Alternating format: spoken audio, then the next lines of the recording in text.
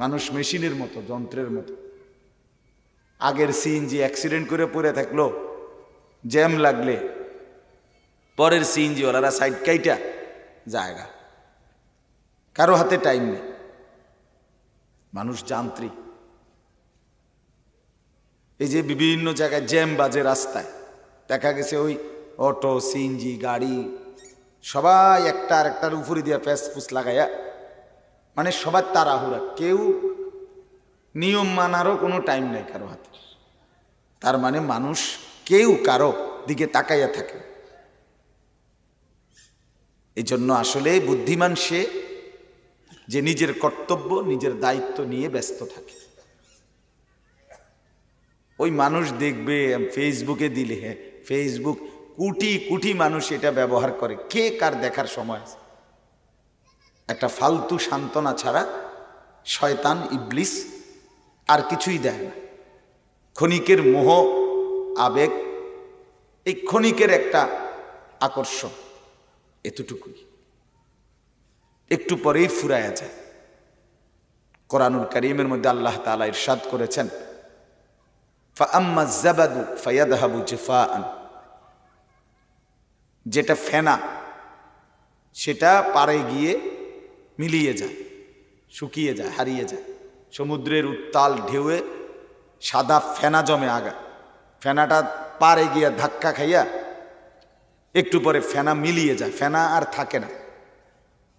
কিন্তু ওয়া আম্মা মা ইয়ানফাউন নাস ফায়ামকুসু ফিল আরদ, আল্লাহ বলে কিন্তু যেটা জমিনের জন্য উপকারী মানুষের, সেটা টিকে থাকে। মানে পানিটা থেকেই যায়, ফেনাটা হারিয়ে যায়। এই জন্য এই কিছুক্ষণের রং তামাশা, খেলাধুলা, আনন্দ ফুর্তি, অহংকার বড়াই, রূপ চর্চা, সৌন্দর্য, টাকা পয়সার গুণা, চেহারা সুরতের পরিপাটি, এই দেখতে দেখতে ফুরায় যায়।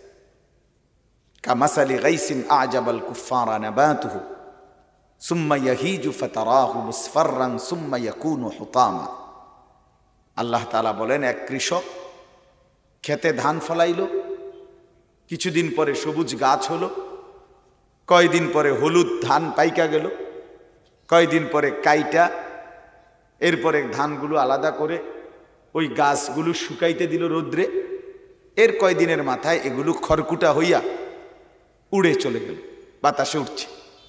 এইটা দেখতে দেখতে যেমন খুব দ্রুত, এই ছোট চারা, এই তো সবুজ গাছ, এই তো হলুদ পাইকা, এই তো কাইটা নিয়ে আসলো, এই তো ধান মাড়ায় এনে ফেললো, এই তো রোদ্রে দিল, শুকাইয়া এখন উঠতে থাকলো, খড়কুটার মতো উড়ে গেল।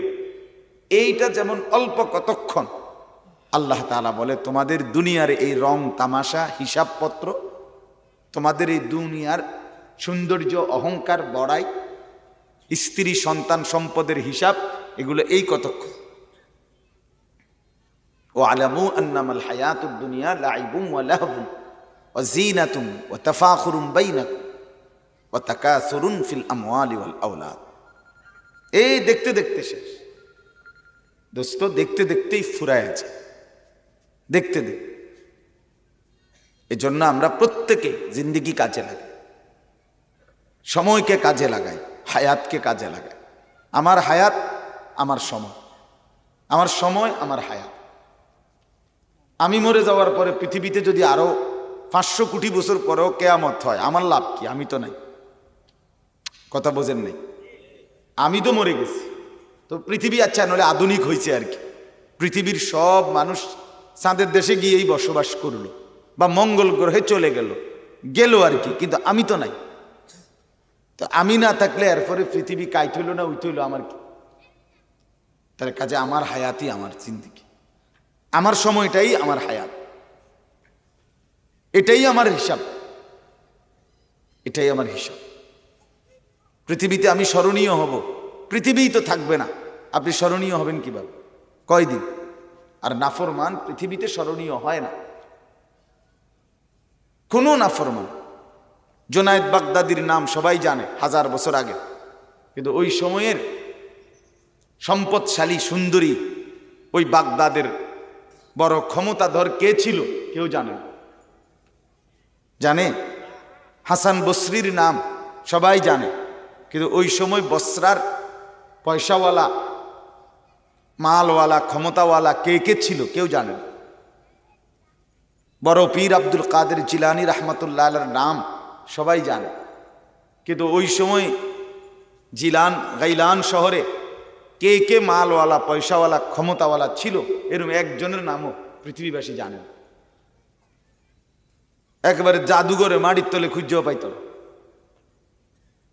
খুঁজে পাবে নাফরমানের নাম থাকে না। এই ছেলে,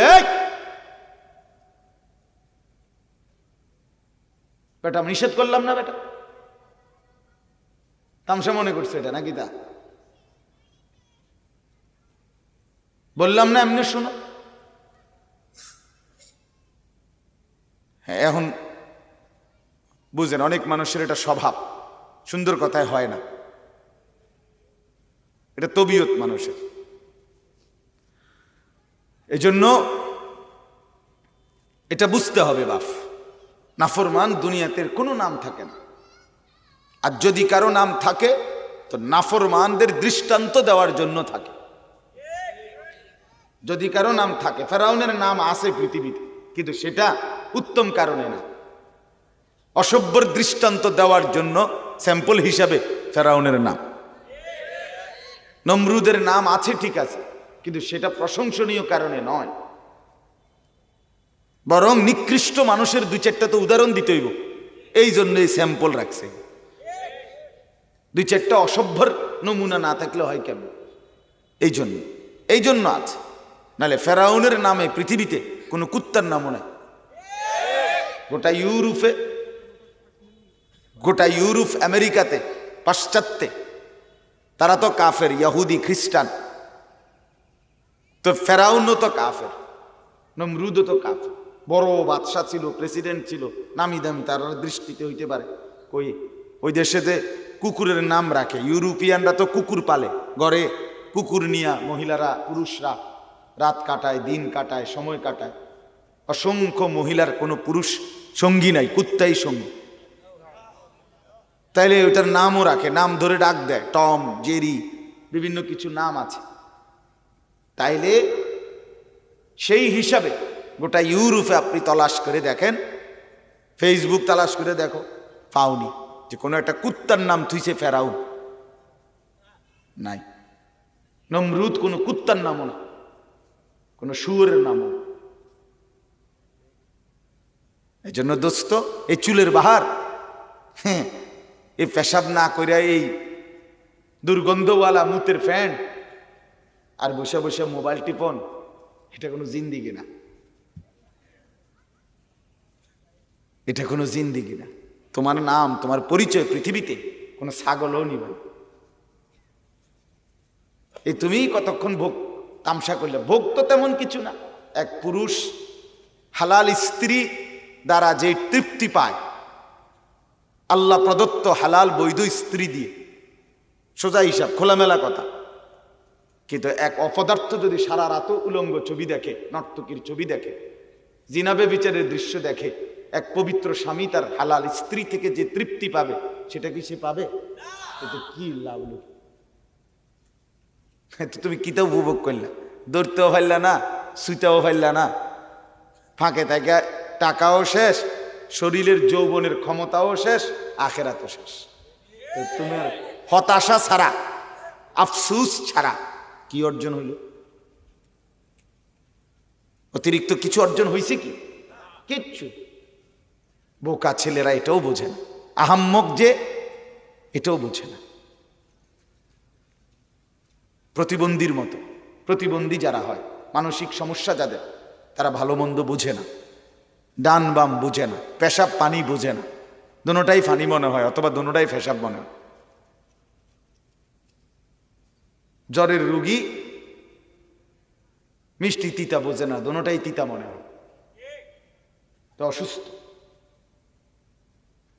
এজন্য দোস্ত আমার, বন্ধু আমার, বাপ আমার, সবাই মিলে ভাবতে শিখি এই পৃথিবীতে কি হচ্ছে না হচ্ছে, পৃথিবী কোথায় আগাচ্ছে আর কোথায় পিছাচ্ছে সেটা পরে, আগে আমার হালাত কি, আমি আগাচ্ছি না পিছাচ্ছি এটা দেখা দাও। আমিই পৃথিবী, আমি আমার জীবন।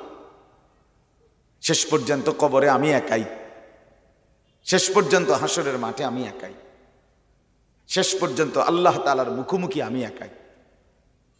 কোরআনুল কারীমে আল্লাহ তাআলা বলছেন, ওয়া কুল্লুহুম আতিহি ইয়াউমাল কিয়ামাতি ফারদা, সকলকেই আল্লাহর কাছে কিয়ামতের দিন ফারদান আই ওয়াহিদান ওয়াহিদান, একজন একজন করে আল্লাহর সামনে মুখোমুখি হতে হবে।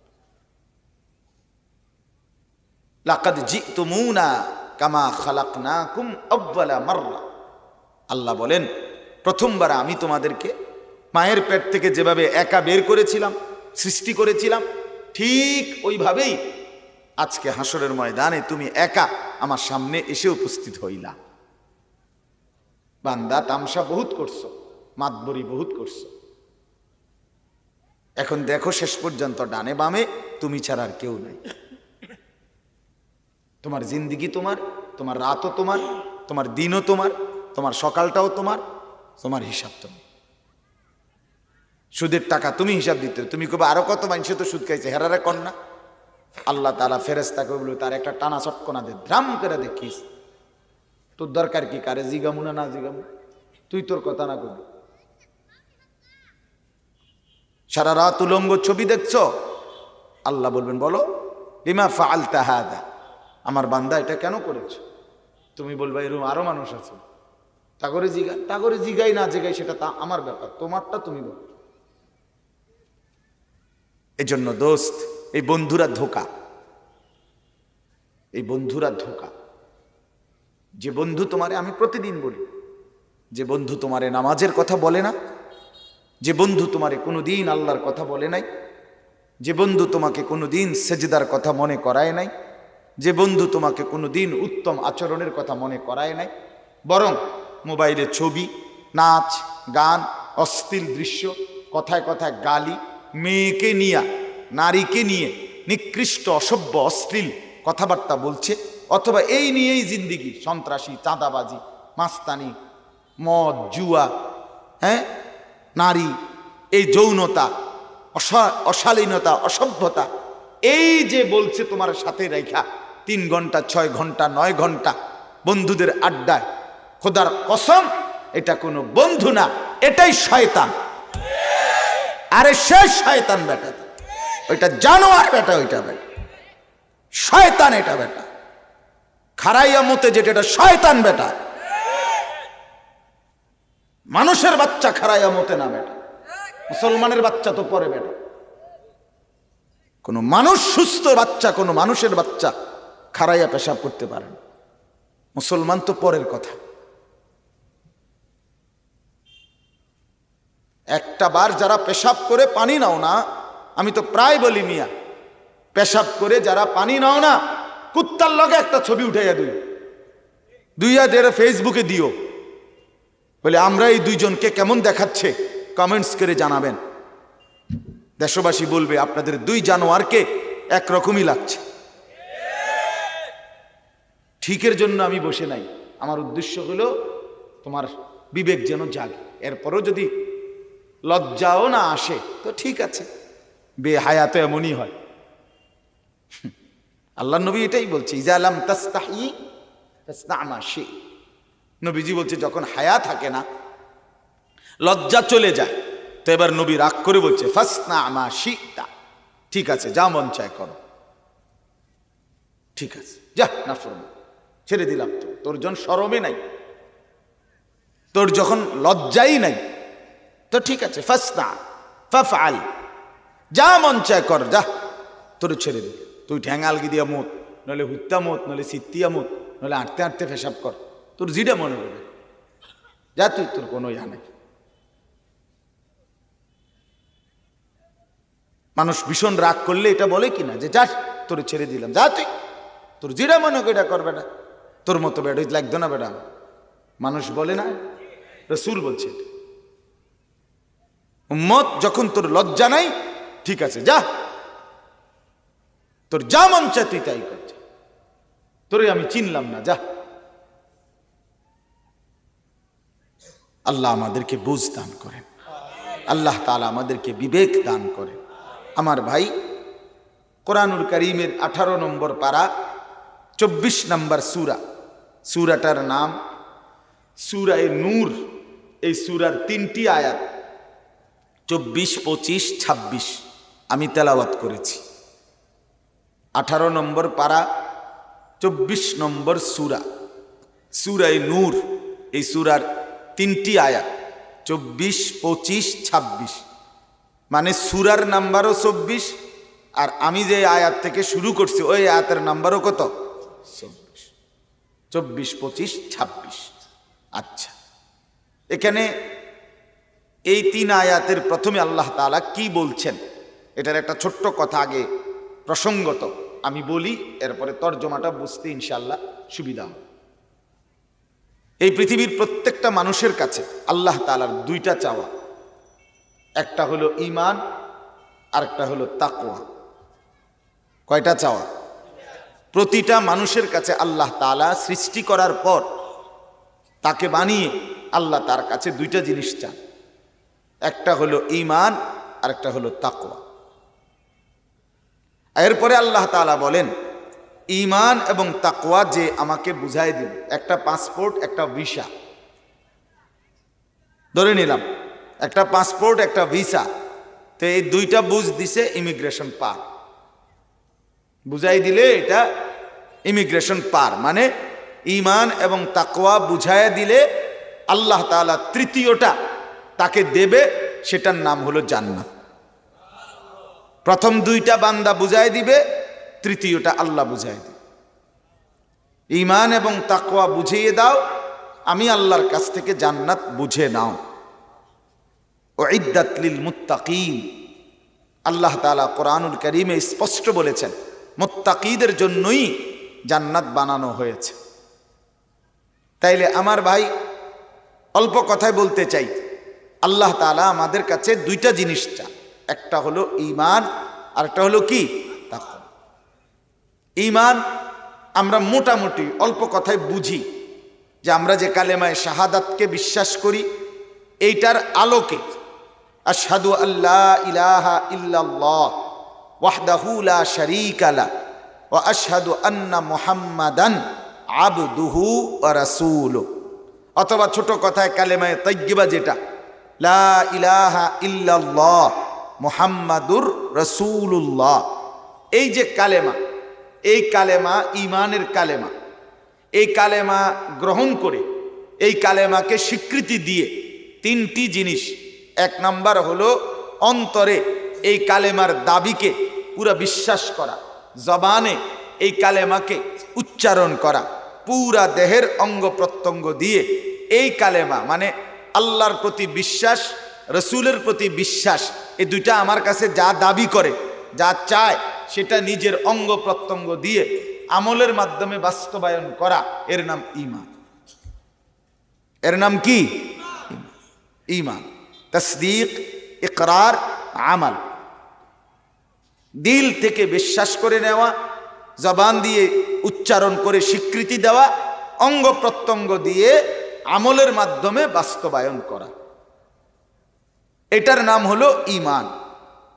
তো মোটামুটি আমরা অল্প কথায় নিজেদেরকে অন্তরের বিশ্বাসের মাধ্যমে আমরা নিজেদেরকে মুসলমান, মুমিন মনে করি। আমরা নিজেদেরকে মুমিন মনে করি না? মুসলমান মনে করি কিনা বলে? তো ধরে নিলাম আলহামদুলিল্লাহ যে আমরা মুসলমান, আমরা মুমিন, ধরে নিলাম আমাদের ঈমান আছে। তো এরপরে আমার যেটা উদ্দেশ্য সেটা হলো দ্বিতীয়টা, ঈমানের পরে, মুমিন হওয়ার পরে আমাদের কাছে আল্লাহ এবং তার রসুলের চাওয়া তাকওয়া অর্জন। কি অর্জন বলেন? তাকওয়া অর্জন। ওই যে বললাম ঈমান এবং তাকওয়া।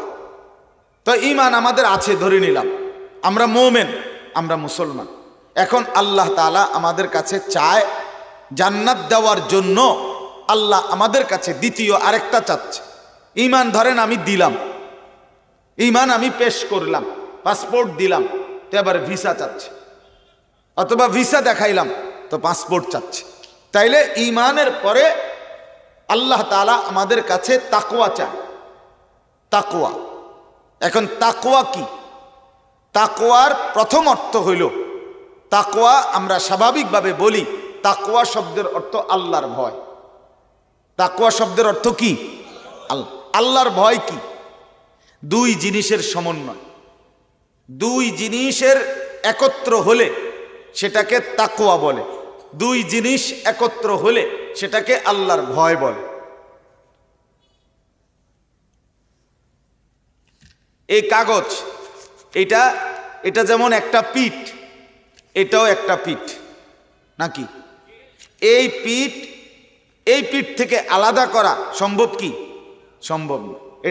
এটা মানলে, মানে এই পিঠ আছে মানলেই অটোমেটিক আপনাকে এই পিঠও মানতে হবে। এই ফিট নাই, এই ফিট আছে, এটা কইতে পারবেন নাই। তাহলে কাগজের এই পিঠ এবং ওই পিঠ যেমন, মুদ্রার এই পিঠ ও পিঠ যেমন, টাকার এই পিঠ ওই পিঠ যেমন, আলাদা করা, ভাগ করা, ভিন্ন করার সুযোগ নাই। তাহলে আল্লাহর ভয় মানে ওই দুইটা জিনিস থাকা। এই দুইটি জিনিস থাকলে আল্লাহর ভয় আছে, আল্লাহর ভয় থাকলে এই দুইটা জিনিস আছে। সেই দুই জিনিস কি? এক নাম্বার হলো তারকুল মুনকারাত, দুই নাম্বার হলো ফিইলুল খায়রাত। এক নাম্বার হলো আল্লাহ তাআলার রাসূলুল্লাহর সমস্ত নিষেধ বর্জন করা, দুই নাম্বার সমস্ত আদেশ পালন করা। খালাস, এটাই তাকওয়া, এটাই আল্লাহর ভয়। নিষেধ বর্জন, আদেশ পালন। বলেন কি বলছি? কি বর্জন? তাকওয়া মানে কয় জিনিস? দুই জিনিস। বলেন না ভাই, তাকওয়া মানে কয় জিনিস? দুই জিনিস। নিষেধ বর্জন, আদেশ পালন। তারকুল মুনকারাত, ফিইলুল খায়রাত, এই দুইটা। আর এই দুইটা মিললেই নিষেধ যে বর্জন করে, আদেশ যে পালন করে, সে অটোমেটিকলি প্রমাণিত যে সে আল্লাহকে ভয় করে। এটা যার আছে, কাগজের ওই পিঠও তার আছে, মানে আল্লাহর ভয় আছে। আল্লাহর ভয় যার আছে, নিষেধ বর্জন এবং আদেশ পালন এটা তার মধ্যে আছে। অতএব আল্লাহ রসুলের নিষেধ বর্জন করে না, আল্লাহ এবং তার রসুলের আদেশ পালন করে না, অথচ যদি সে কাবাগরের ছাদে দাঁড়াইয়াও বলে আমি আল্লাহকে ভয় করি, মিথ্যাবাদী। এজন্য আমরা সব বলি, আমাদের কওমি মাদ্রাসার, আমাদের উলামায়ে দেওবন্দের এই বৈশিষ্ট্য আমরা শত বছরের চাইতে হাজার বছর ধরে আমাদের পূর্বপুরুষ থেকে গ্রহণ করে আমাদের আসলাফ আকাবের কওমি মাদ্রাসার উলামা, দেওবন্দি ধারার উলামায়ে কেরাম, আমরা সব সময় এই কথাটা বলি।